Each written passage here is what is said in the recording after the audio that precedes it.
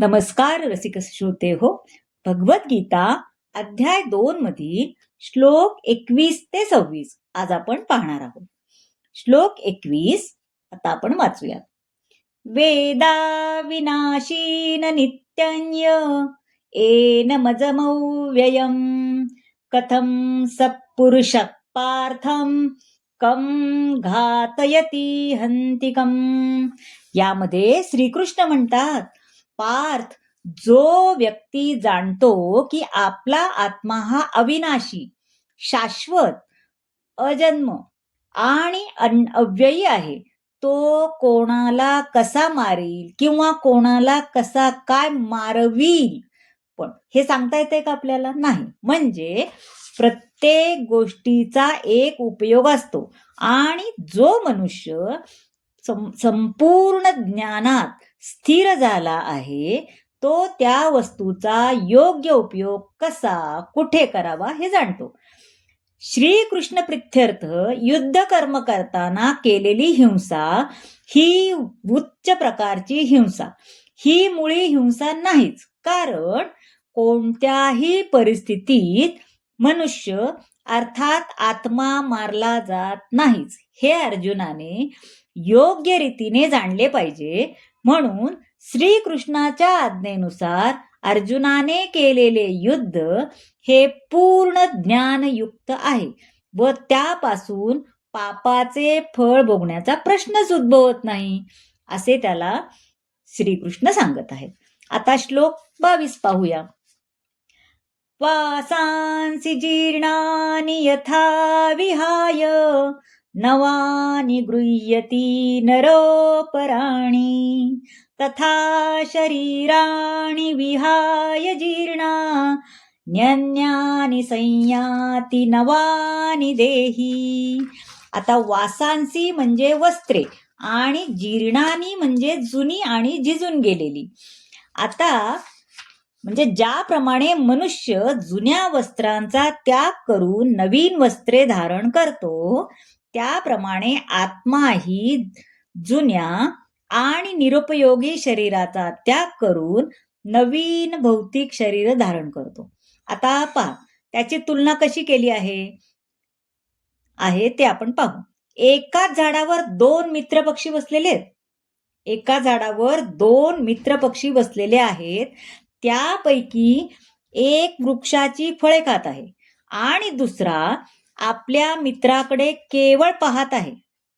तर गुणात्मक दृष्ट्या एकच असणाऱ्या या 2 पक्ष्यांपैकी एक पक्षी भौतिक वृक्षाच्या फळाची त्यांनी मोहित होतोय, तर दुसरा पक्षी फक्त त्याच्या हालचालींचा साक्षी आहे. म्हणजे तो काय करतोय काय नाही एवढंच बघतोय.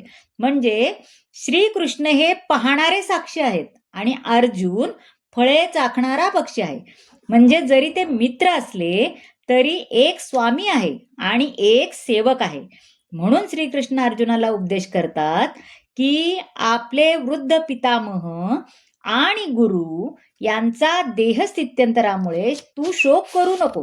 त्यापेक्षा त्यांना शारीरिक कर्माच्या भोगातून मुक्त करण्यास त्यांना आनंद मानावा असं तू कर. त्यांना तू शारीरिक भोग, आता वृद्ध झालेले आहेत त्यांना आणि मनाचा शरीराचा भोग होतो, त्यापासून तू मुक्त करण्यास आणि त्यांना आनंद देण्यास तू प्रयत्न कर. आता श्लोक 23 पाहू. हा श्लोक अत्यंत महत्वाचा आणि सगळ्यांच्या माहितीचा. नैनं छिन्दन्ति शस्त्राणि नैनं दहति पावक न चैनं क्लेदयन्त्यापो न शोषयति मारुता. आता या आत्म्याचे कोणत्याही शस्त्राद्वारे तुकडे करता येत नाही. अग्नीद्वारे त्याला जाळता येत नाही, पाण्याद्वारे त्याला भिजवता येत नाही, तसेच वाऱ्याने त्याला सुकवताही येत नाही. म्हणजे कोणत्या शस्त्राने जीवात्म्याला मारता येत नाही. पूर्वीच्या काळी असं होतं की पृथ्वी, जल, वायू, आकाश इत्यादींपासून बनलेली शस्त्र होती. आपण पूर्वी रामायण महाभारतात बघितलं असेल, अग्निअस्त्र, हे अशी अस्त्र सोडलेली असायची, शस्त्र सोडलेली असायची, है ना. जसे अग्निशस्त्रांचा वापर झाला तर त्याचा प्रतिकार वरुण अस्त्रांनी होत असे, है ना. कुणी आगीचा सोडला तर ते पाऊस पडतो असं दाखवायचं. पण अशी वरुणास्त्रे विज्ञानाला किंवा वैज्ञानिकांना ज्ञान नाहीये. वराह पुराणात जीवात्म्यांचे वर्णन भगवंतापासून वेगळे अंश करण्यात आले, है ना. आणि शाश्वतरित्या ते जीवात्मे अंशच असतात असे भगवद्गीतेत सांगितलेले. श्रीकृष्णाकडून ज्ञानप्राप्ती झाल्यानंतर तो मुक्त झाला, परंतु तो श्रीकृष्णाशी एकरूप झाला नाही, है ना. असं या श्लोकाचा अर्थ असा आहे. आता श्लोक 24 पाहूया. अच्छेद्यो मदाह्यो क्लेद्यो शोष एव च नित्या सर्वगता स्थाणूर चलोयम सनातनाः. यामध्ये आत्मा हा अविद्राव्य व न तुटणारा आहे आणि सुकवणे किंवा जाळणेही शक्य नाही. हा नेहमी टिकणारा, सर्वव्यापी, अपरिवर्तनीय, निश्चल आणि नित्य सारखाच राहणारा आहे. या ठिकाणी स्पष्टपणे सांगण्यात आले की आत्मा हा सर्वगतः म्हणजे सर्वव्यापी आहे. कारण भगवंताच्या संपूर्ण सृष्टीमध्ये जीवात्मे आहेत, ते सगळीकडे राहतात. जल, स्थल, अग्नी, वायू, आकाश, पृथ्वीच्या पोटात सुद्धा राहतात असं या श्लोकामध्ये सांगितलेले आहे.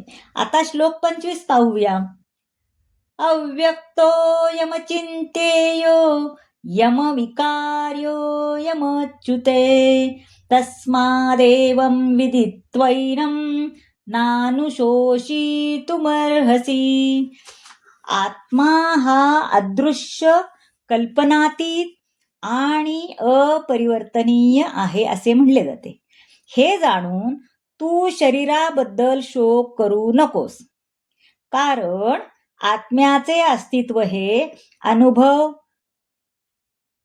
अनुभवगंत सत्य असले तरी आत्म्याचे अस्तित्व जाणण्याचे इतर कोणतेही साधन नाही. आपल्याला कळतं का आता आत्मा, आपण म्हणतो ना आत्मा तसाच राहतो, आत्मा वर जातो, पण आपल्याला ते कळण्याचे, गम्य कळण्याचे, जे सत्य कळण्याचं आहे ते आपल्याला इतर कुठलं तरी साधन आहे का की गेला, आता माणूस मेला हे समजतं आपल्याला, है ना, त्याचा मृत झालाय तो, पण आत्मा मृत झाला असं आपल्याला समजत नाही.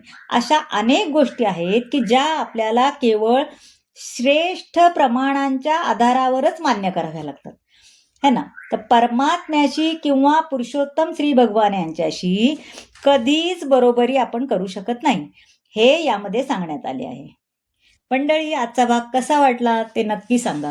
तुम्हाला काहीही यामध्ये नवीन मला सांगायचं असेल तर कृपया कमेंटमध्ये नक्की सांगा, आणि अजून याच्यात काय सुधारणा हवी तेही नक्की सांगा. व्हिडिओला लाईक करा, शेअर करा आणि सबस्क्राईब जरूर करा. धन्यवाद.